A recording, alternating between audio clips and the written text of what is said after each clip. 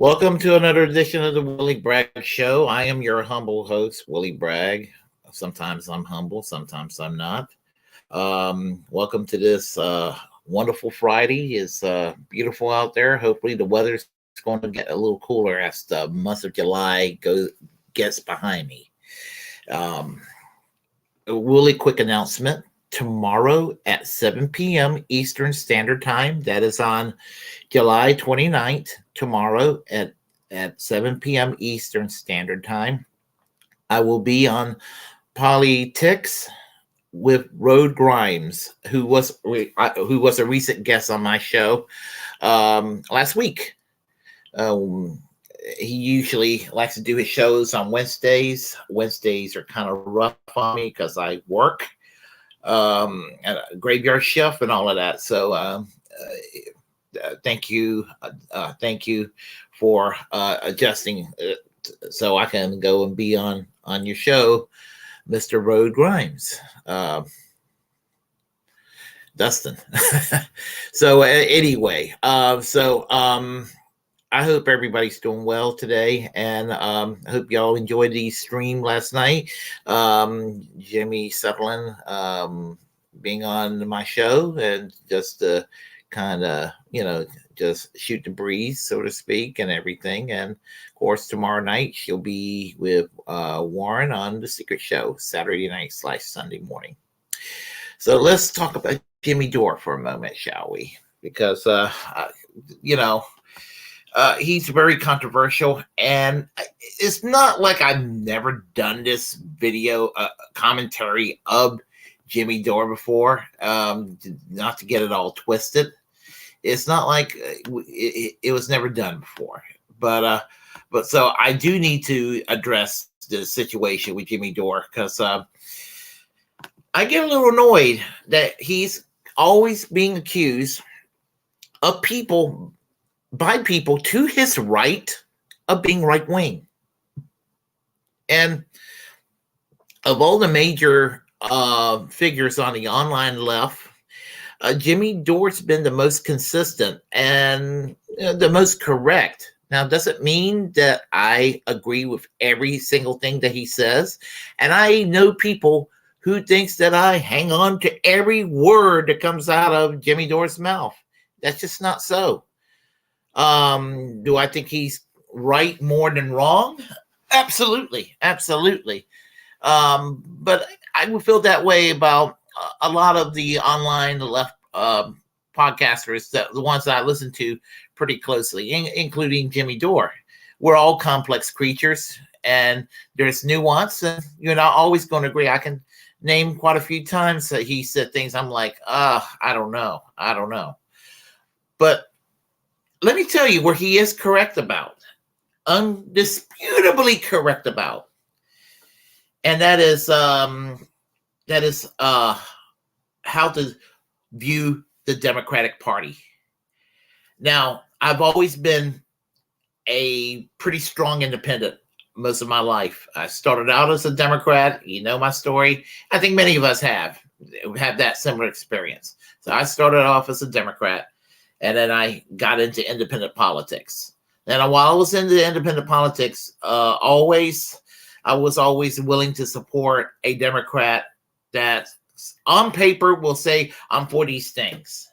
In other words, if a Democrat would say, I'm for Medicare for all, I'm for strong labor laws, the labor reform laws to expand unions, free college, that the things that we pretty much want as a standard in this country, to end the neocon wars, to have a green energy policy, all these things that we want, a federal jobs program to guarantee full employment, all these things as a guarantee.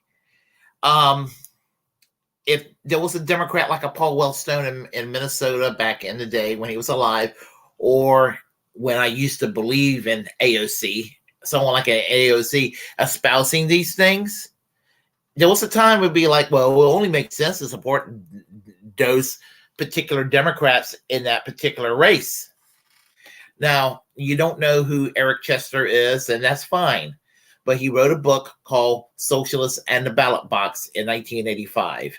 And I've had my differences with Eric Chester over the years, and I think I do owe him an apology for him, criticizing me for supporting Democrats on a part-time basis. I mean, I wasn't the only one, but there was always a point of contention between me and him when I used to work with him in the Socialist Party years ago. And for that, I do owe him, and I owe Greg Payson, the SPUSA National Secretary, an apology. They were right, and you have to go with independent political action. If y'all think that Jimmy Dore is too hardcore independent, you don't know Eric Chester and Greg Payson. That will actually put him to shame in that regard. So anyway, let me just continue here. When it comes to the Democratic Party, and this is where it stands with the Democratic Party. And I know I'm going to sound like a broken record again, but sometimes you have to repeat things to make a point. So so if you just allow me to do that, I'm going to make my point here, and it's this: the Democratic Leadership Council. You've heard me talk about them nonstop. The Democratic Leadership Council. Look at this meme. It says here: "Inconvenient truth: how progressive are Bill and Hillary Clinton." Quote: Clinton was the founder of the Democratic Leadership Council, the whole point of which was to exterminate the progressives. Bill Curry, first-term counselor to President Bill Clinton, unquote. And that's what he did. The Democratic Party's left wing were cucked back in the late 80s and throughout the 1990s by these scumbags, Bill and Hillary Clinton.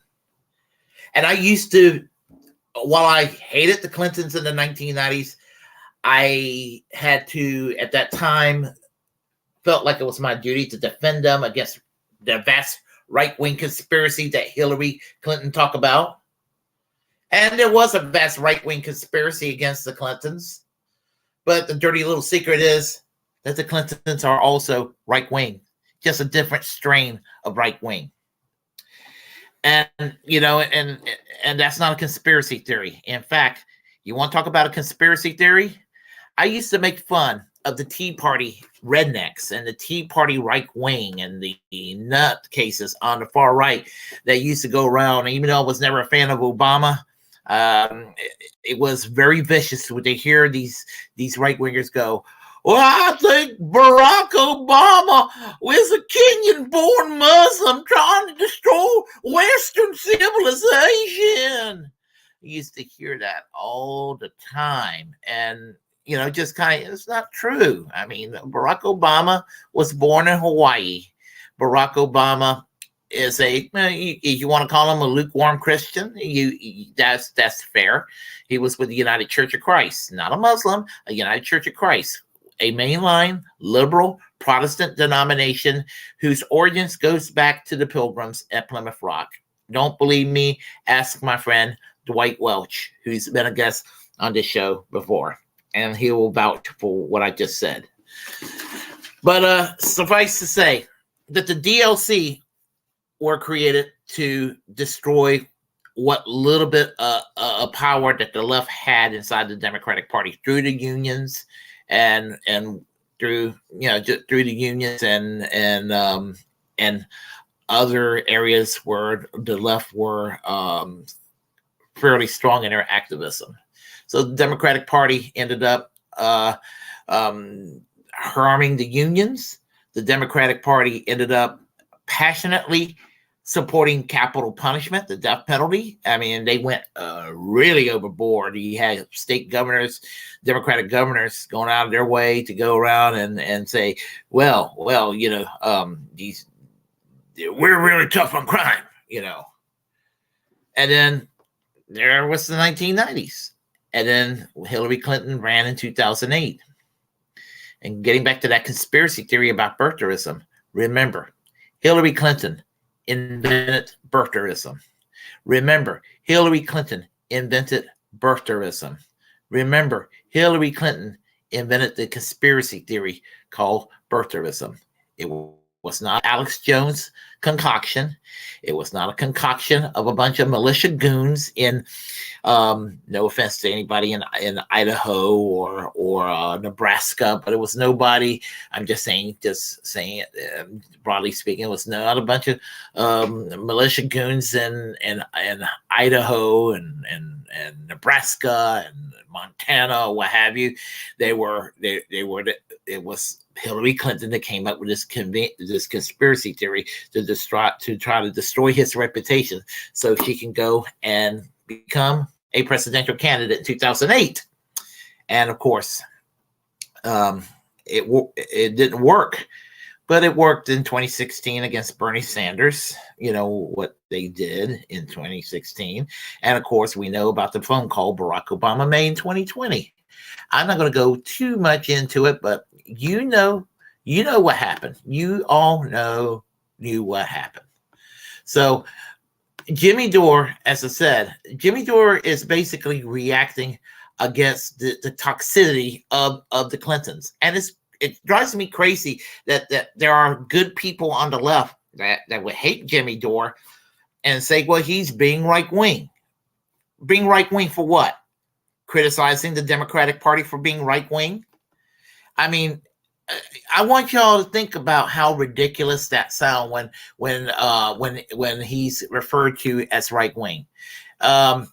We take a look at the ticket that I wanted to see happen in 2020, and I wanted to see Bernie Sanders and Tulsi Gabbard as a team. I really passionately, I was a Bernie Tulsi bro in 2020. I was a Bernie bro in 2016, Bernie Tulsi bro in 2020. And today I'm moving beyond them. You know, I don't get excited to see Bernie Sanders anymore on TV. Tulsi Gabbards have taken some positions that I don't like, but I'm going to, pardon me for being objectifying women. I like to look at her. She's pretty.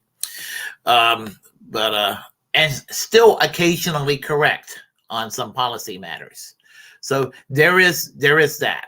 The anti-war stuff, absolutely. You know, some civil liberties matters, things of that nature. So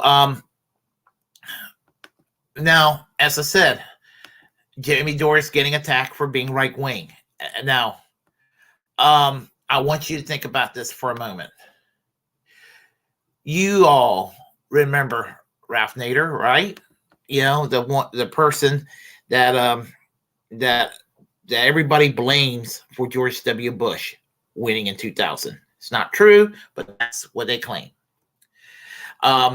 Jimmy Dore says years ago when George W. Bush was starting to get rehabilitated, and now the liberals and the shit libs love George W. Bush.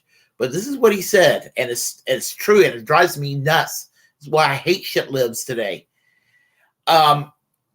They hated Ralph Nader because they gave us he supposedly gave us George W. Bush.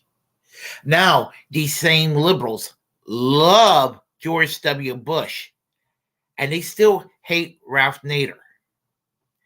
You see where I'm going with this, folks? This is where I'm going with this. And that's what it comes down to. They hate Ralph Nader to this day. And in fact, I wouldn't put it past the Democrats that if Bernie Sanders would have gotten a nomination in 2016 or 2020, I really do believe that Hillary Clinton would have been working to get Donald Trump elected in 2016. And I do think that Barack Obama would have been working with, I do think that Barack Obama and Hillary Clinton and all the other establishment Democrats would have been doing everything they could to make sure that Bernie Sanders would never become president. And they would rather have Donald Trump in there because Donald Trump is actually closer to them on policy than Bernie Sanders, in spite of what we all may think about Bernie Sanders not having much of a spine today. He's still awesome on policy.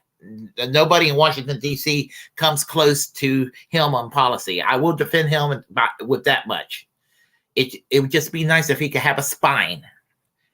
It would be nice if Bernie Sanders could just say, Joe, Joe Biden, you're no longer my good friend. God, I can't stand it when he said that. That just drove me nuts. So, okay, so let's go on to this next point here.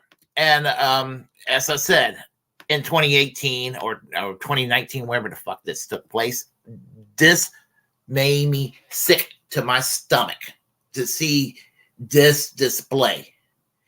George W. Bush, with Donald Trump's fault, George W. Bush was more right-wing than Donald Trump. Donald Trump, never wanted him in the White House. I don't want him back in the White House. But you know what? George W. Bush was far worse. 1 million people died in Iraq because of George W. Bush. Donald Trump didn't kill 1 million people. I mean, he has an authoritarian streak about him. It's true. But does that make him any different from other Republicans? I think that you're a Republican, you have an authoritarian streak. But, Joe Biden is pretty much a moderate Republican in a lot of ways, if you want to go and look at it from that perspective. Because, look how right-wing Joe Biden is. And when you think about it, as I said, and he voted for that same Iraq war that George W. Bush was pushing. Never forget that. Never forget that Joe Biden and Hillary Clinton voted for that fucking war in Iraq. People need to remember this. But I want y'all to look and think about how right-wing this guy is. Okay, we're going to start with the 1970s. He was a segregationist. Maybe not to the level of George Wallace or Lester Maddox, but he was still a segregationist. His remarks about not wanting his kids to be in school in a concrete jungle, that's horrible. It's horrible. His opposition to busing. And it's just pretty much unforgivable. I'm glad I did not vote for this guy.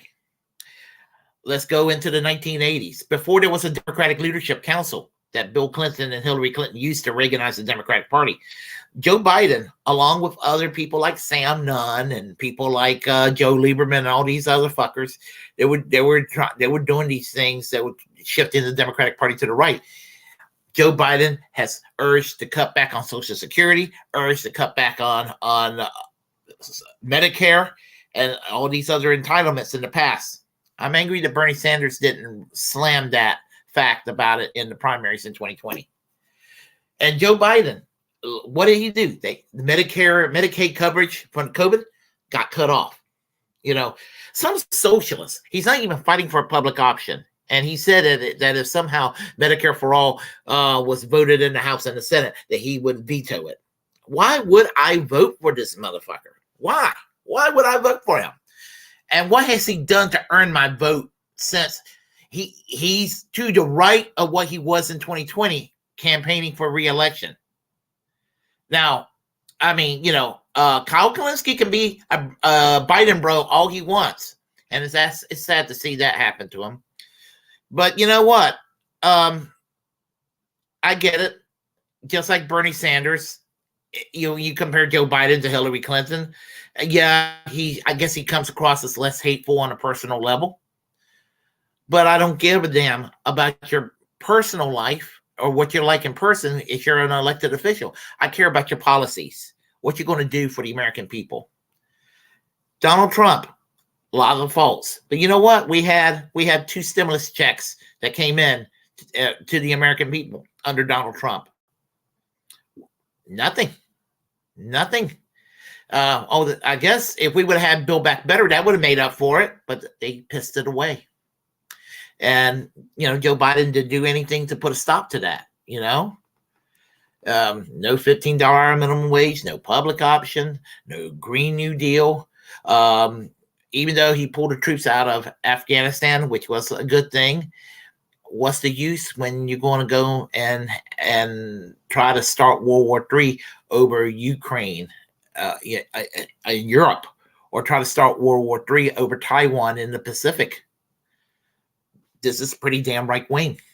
I hate to reluctantly say what I'm about to say, and I would never vote for Donald Trump, but I don't think that if Trump would have been reelected, I don't think that we would be in the cusp of World War III.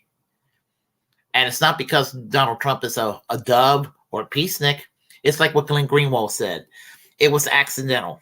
It was an accident. You had the establishment Republicans who basically were against Donald Trump, and the Donald Trump people were against the establishment Republicans. And then you had the shit libs on the other side with the resistance teaming up with never Trumpers. And the deep state, all this crap that was going on. And what happened? And I'm going to go back to Jimmy Dore in a second. What happened? Well, we were a little bit less aggressive on our foreign policy by accident for 5 minutes. But I'm not going to sit there and let Donald Trump off the hook completely, because Donald Trump wanted to prove that he was not in bed with the goddamn Russians. So he took the one treaty Ronald Reagan, the one thing Ronald Reagan did right, which was the INF treaty that had the Soviets and Americans start to dismantle their nuclear arms and stop aiming the nukes at each other.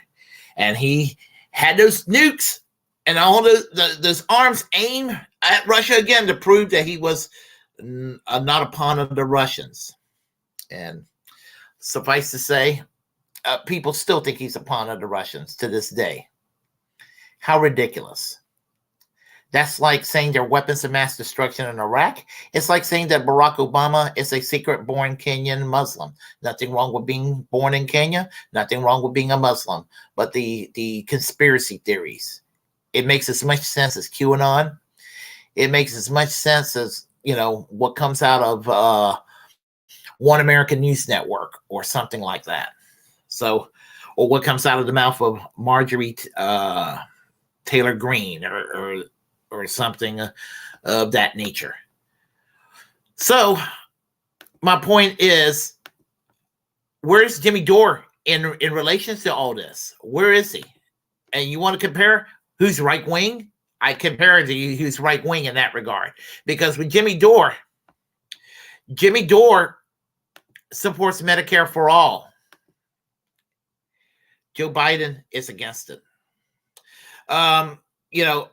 Jimmy Dore is against police brutality. But Joe Biden, just like Donald Trump, is obsessed with law and order. Look at the crime bill in the 1990s.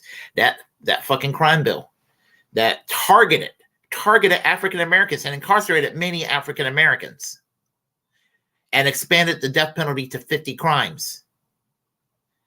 And somehow people think that Joe Biden is soft on whatever they want to perceive as law and order. We're talking about a man who voted for the Iraq War. Jimmy Dore is anti-war across the board. Things of this nature. While people like Joe Biden will look at Ronald Reagan and respect him, just as many shit libs are now respecting Ronald Reagan. I know they don't necessarily agree with Ronald Reagan on all the policies, but they praise him to this day now, and they're like, oh, he's not such a bad guy. Well, Jimmy begs to differ.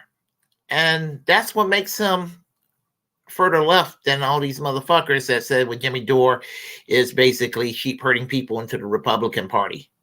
Now, Vosh said, and his being charitable toward Vosh when he was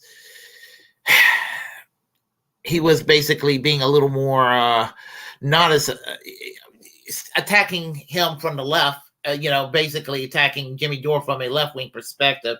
Once he said, well, Jimmy Dore is an accelerationist that doesn't believe in harm reduction.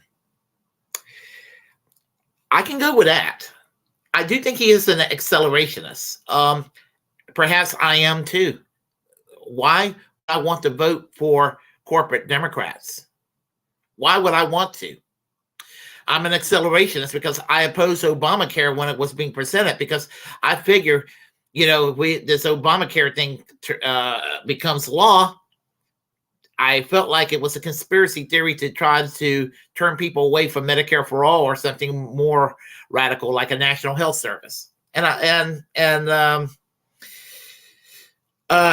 think that we would have probably been a hell of a lot closer to having universal health care in a true, meaningful way had Obamacare never passed.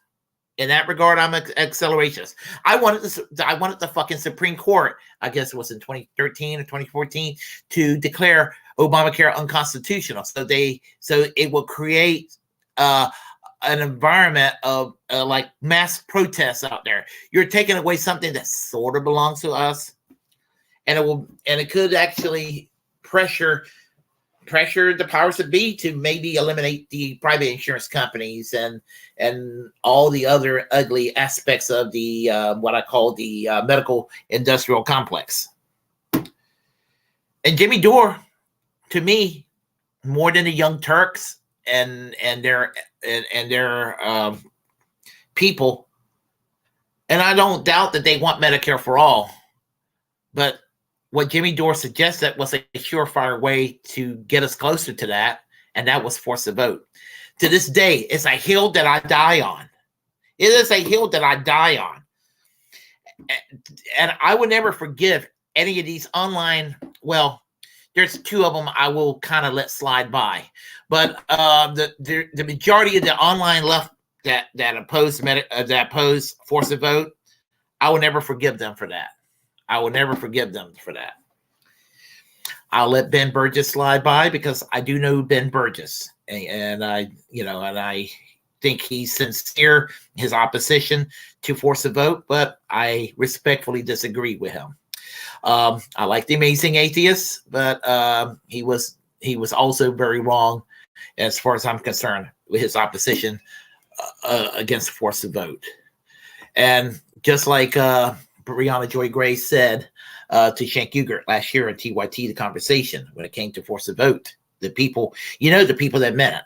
And whether it's someone like, whether it's RBN, our Revolutionary Blackout Network, or whether it's Chris Hedges, or even though they've gone downhill, Crystal Ball, Kyle Kalinske,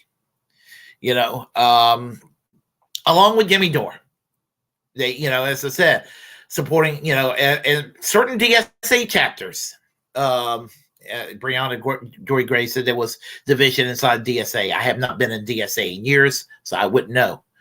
But the point I'm trying to make is that those that believed in force the vote, we were the ones that were correct. Those of us that supported the Medicare for All marches and the General Strike Summit and all the political action to put heat on the corporate Democrats, somehow if we support these positions, we're called right-wingers. We're talking about not just Jimmy Dore, but we're talking about people like Combo Couch. They're called right-wingers. They're to my left. We're talking about the gray zone, where again they're a little bit to my left, but they're correct on a lot of analysis and a lot of shit that they have studied and everything and what they present on their programs. They're very correct. And all these shit libs and these centrists and these the establishment of the independent media are just sellouts and wrong. And deep down, they know that Jimmy Dore's right. Not right wing, but right as in correct. Hitting the nail on the head. That sort of thing. He's going to be proved correct on this Ukraine war nonsense. And I'm seeing some people on the left that were nominally supportive of the Russian-Ukraine conflict are starting to warm over to our side. I guess when you see swastikas being worn by Ukrainian soldiers, that kind of change your perspective on things. At least I would hope so. So, and frankly, I don't want to die in a nuclear war. It's insane. What? Just to protect Hillary Clinton? Just to protect Hunter Biden? Now, I really do believe in my heart of hearts that Hillary Clinton is glad that we're on the cusp of World War III. I really do believe that because she'd be like, well, that'll teach Donald Trump and Vladimir Putin for going around and taking away my rightful place as president. Please, you didn't earn it, Hillary. You did not earn it. Nobody likes you, Hillary. Go away, Hillary. And I'm not being partisan saying that. I'm not doing that just because I'm slam on the Democrats. We saw Mitch McConnell having a. Some people think it's a mini stroke, and I would know this because my mother has been suffering from a series of these lately. I don't wish badness on him, even though I hate Mitch McConnell. But my advice to Mitch McConnell is to step down, retire, and go away. Go away. You're the status quo, Mitch McConnell. And most people, whether they realize it or not, hate the status quo. And so, as I said, Jimmy Dore gets, they do this for clicks. They do this because they have a personal grudge against him. And I guess they get their jollies off by smearing him as right wing when he's not. And they're getting clicks out of this. And of course, nobody can have a very moderate, sensible conversation about Jimmy Dore for whatever reason. But I'm here to defend Jimmy Dore. And I just think it's ridiculous that they do this. Of course, some people are going to see this commentary and be like, "Aha! I knew it. He's just rubber stamping every Jimmy Dore's ever said." I mean, if that's what you want to think, that's what you want to think. You can think whatever you want to think. That's fine. I mean, I don't care. What I care about is trying to clear shit up. So I don't like war. I like to have it so where everybody has health care, a unionized job, and you can't do this inside the Democratic Party. And Jimmy Dore's out there on the rooftops yelling at people, what the fuck are you doing? Because, what they say, insanity is repeating the same thing over and over and expecting a different result. And that's what we're seeing right here. Look at the Democratic primaries. I told you about 2016, 2020. Look what they're doing to Robert Kennedy. Look what they're doing to Marianne Williamson. Whatever we may personally think of Marianne Williamson. Whatever we may personally think of Robert F. Kennedy Jr.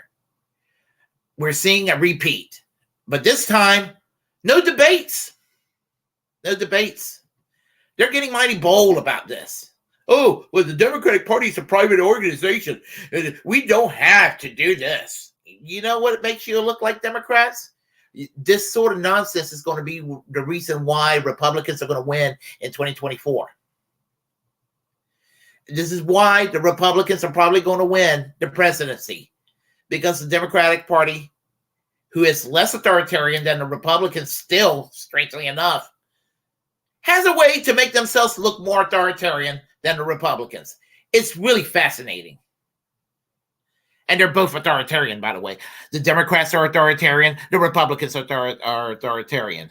Yeah, you might find a progressive like Dennis Kucinich who's anti-authoritarian to the core.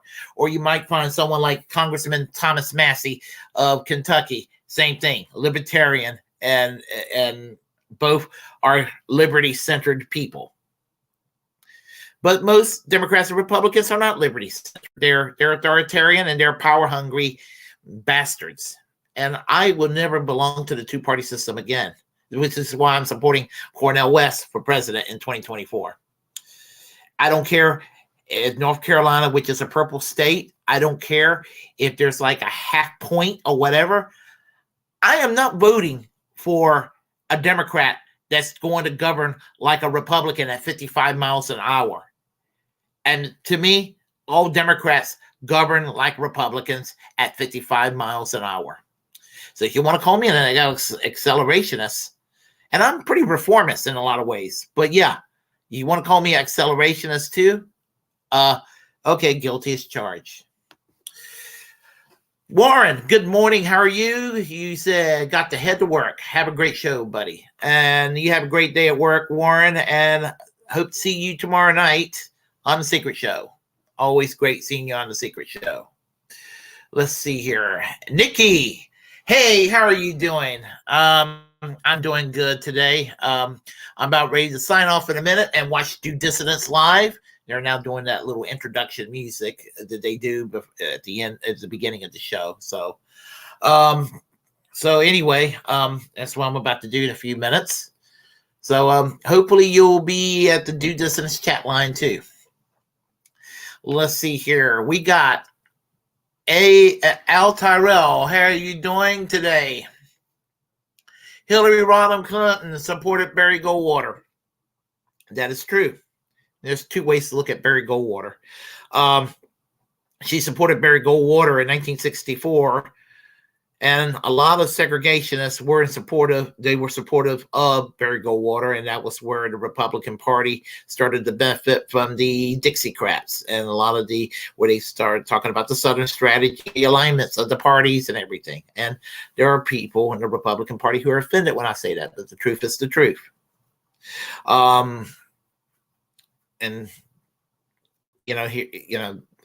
that's how it is. But there's another side of Barry Goldwater. Barry Goldwater was also, he was kind of a libertarian. And when I say libertarian, I don't agree with people who are libertarian on economics, but libertarian as in individual rights. I mean, I can't say that I can speak on behalf of Barry Goldwater, but I do think that if Barry Goldwater was alive today, he would be against this war between Ukraine and Russia. He would, he would be against all this anti-LGBTQ nonsense by the Christian right and the Matt Walshes of the world. I believe he would be opposed to capital punishment. I believe he'd be supporting Black Lives Matter. I believe all these things. We'll just never get them on board with Medicare for all or unions. It is what it is. So anyway, folks, I'm ready to sign off. If you like what you heard, please press like and comment. Comment any ways you disagree with what I have to say. Feel free to share this content of this video and any other content I have on my channel. As a First Amendment absolutist, it's my duty to inform you to create your own platform and utilize it, because we are, in fact, the muckrakers of our time. Also, remember this, to always reject corporate media. Subscribe to my channel here on YouTube. Hit the notification bell. Follow me on Twitch. Follow me on Facebook, Twitter, and all the other platforms listed below. And two quick announcements. Tomorrow night, 7 p.m. Eastern Standard Time, I will be a guest on politics with Road Grimes. That's going to be exciting to watch. And so next month, probably we're going to do this around Labor Day. We agreed I'm doing this around Labor Day, but Jimmy Sunderland and myself, we have a new show coming up soon on all the platforms near you, and it's going to be called Braglands, and we're excited by our new project. It will be on every Friday afternoon from 5 p.m. to 7 p.m. We're doing it once a week for the time being, just to see what kind of reception we're going to get, and we'll take it from there. So anyway, folks, I guess, oh, yes, thank you. Yes, I thank you. Yes, I thank you. I try to be as fair-minded as I can. Thanks, Al. So anyway, folks, I am out of here right now. So Do Dissidents is about to come on, and I don't want to miss Do Dissidents on Friday morning. So until next time, reject corporate media. Talk to you all later. Bye-bye.